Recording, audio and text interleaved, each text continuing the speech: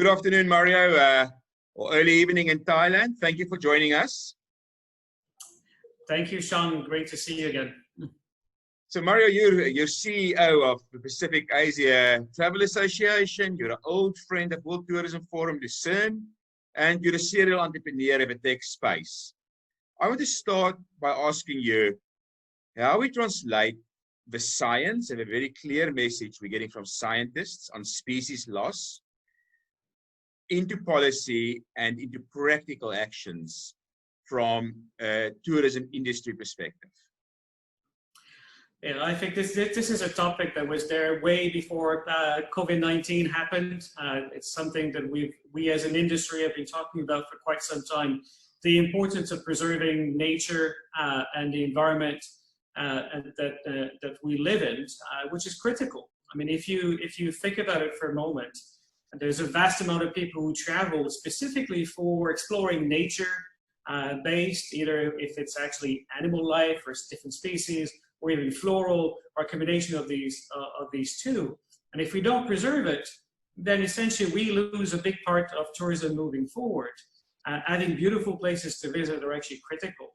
And I do believe that actually there's a lot more effort that needs to be done by both public and private. I wouldn't actually put all the burden on the public sector, as often we hear. I think it's a joint effort between both public and private sector to protect these beautiful assets that we have. Because I think the reality is also that many conservation assets will not survive without the tourism revenue. So that's a very interesting symbiotic relationship. And then the important role for the traveler as well, the tourist, to make sure that responsible tourism is part of their approach to travel. Yeah, I think there's a lot of education that needs to be done as part of it. So it's really, you know, it's a private sector, it's the public sector, but it's as well as the consumers and the travelers who all need to play a role. So if you look at across the travel and tourism value chain, and we're talking about stakeholder capitalism, resetting the relationship between nature and business and people, what's some of the best practices you're seeing out there from your membership base and as you travel through the world? Yeah, I've seen some good practices being done by tour operators, like here in Thailand specifically, working with local communities to protect the cultural aspect of the community, obviously, which is also critical, as well as the nature surrounding them, to essentially welcome tourists into different environments of what people may be used to when they come to Thailand. So as I'm sure you probably know, Thailand for the last few years have been promoting secondary and tertiary regions outside of the 6 most popular areas of Thailand, trying to get people to go and explore some areas that are actually maybe lesser known. And big part of that is either the farming communities or the nature-based communities also, which I think is really critical here. How has COVID changed all of this, Mario? COVID changed in many ways, some positive, and some maybe not so positive in different ways. Obviously, the entire industry is very much down and challenged at the moment. Everything is pretty much stagnant. Domestic tourism here specifically in Thailand, but also across Asia, as many other parts of the world have been booming, which is a good thing. Getting us to go and explore our own regions and country. But on the nature aspect or environmental aspect, sure, we have less pollution in Bangkok, which is a big bonus. We're all very happy with this. Less traffic also, which is also great. We've seen nature taken back into the cities and other places too, where we've seen wild animals in the streets of Bangkok and other cities around the world that we haven't seen before. However, there's the other aspect. We've seen also a huge increase in consumption of plastic or usage of plastic. We've seen masks are actually being thrown away in the oceans.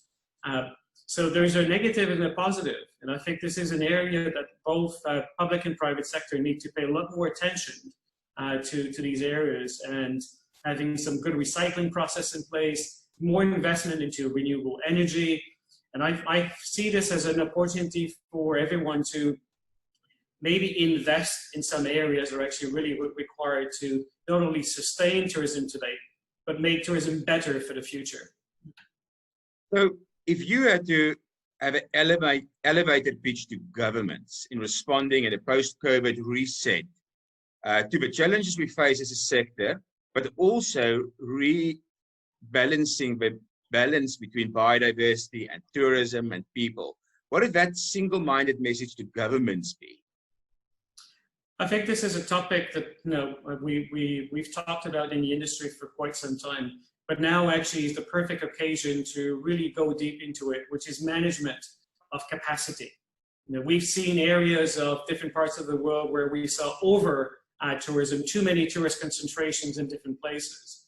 And I think what the situations prove to us and shows us and give us an opportunity is to rethink about managing that capacity moving forward and limiting it in certain places. Certainly in national parks and beautiful nature-based area, there should be a cap of number of visitors for a period of time during a certain days or certain time of the year, and try to even it out and spread it out. I'm not saying stopping people from visiting, but however managing that numbers of capacity so that nature can regrow and retakes its natural space so that we can all enjoy it, or at least we can enjoy it for part of the year.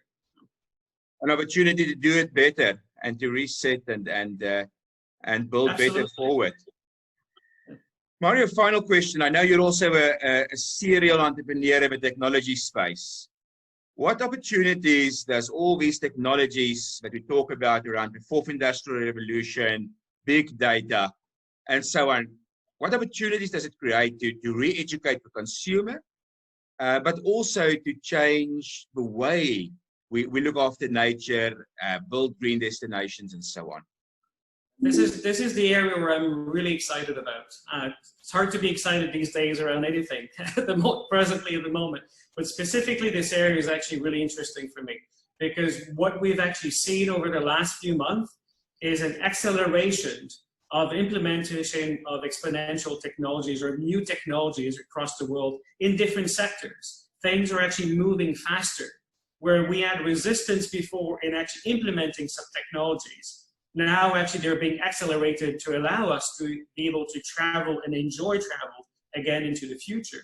But beyond this, if you think about material science, the way we build and construct, cement contributes to 40% of contributions of CO2 in the world.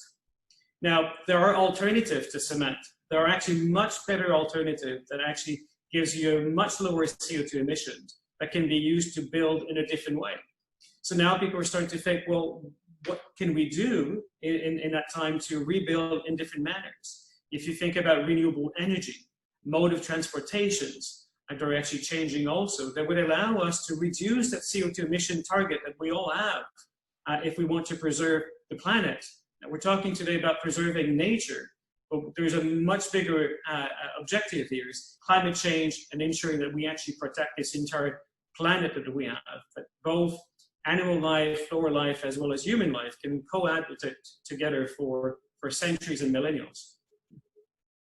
Good. Thank you very much for spending time with us this early evening, Bangkok time, and look forward to seeing you in person or virtually at World Travel Market in London in November. Thank you very much, Sean. Great to talk to you again. Thank you, Mario.